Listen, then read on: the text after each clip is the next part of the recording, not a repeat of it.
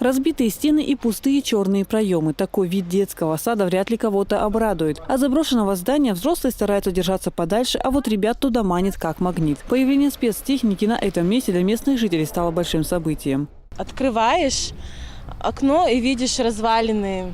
Кому приятно. И дети рядом играют, и для детей, конечно, постоянно переживаешь, что они на крышу залазят, дети в окнах разваленных играют. За детьми не уследишь никогда. Но мы очень обрадовались, что наш детский сад восстанавливают. Конечно, мы очень благодарны нашему президенту за то, что в наш поселок решили все-таки восстановить. Двухэтажное здание возвели в 1976 году, однако боевые действия и землетрясения привели его в полную негодность. В восстановлении задействованы более 50 рабочих и 8 единиц техники. Идет заливка бетона в траншею для устройства фундамента ограды.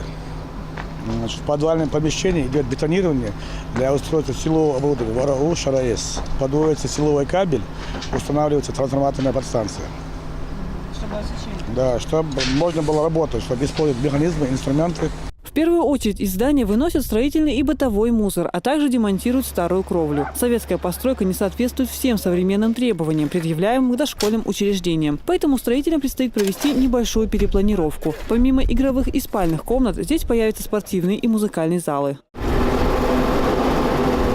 В строительно-восстановительных работах участвуют и местные жители. Члены оперштаба просят их подключиться к разбору самовольных построек и помочь в вывозе мусора.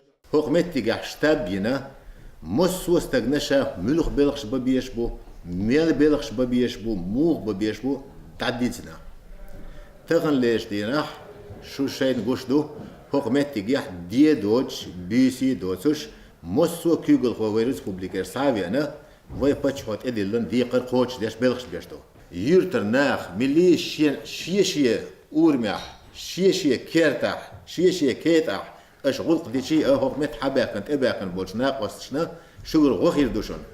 На время строительно-восстановительных работ часть социальных объектов пришлось разместить в местной школе. На первом этаже здания компактно расположились детский сад и амбулатория. Здесь же развернули и оперштаб по восстановлению Долинского. Однако на эти неудобства школьники не обижаются, ведь до окончания масштабных преобразований ждать совсем недолго.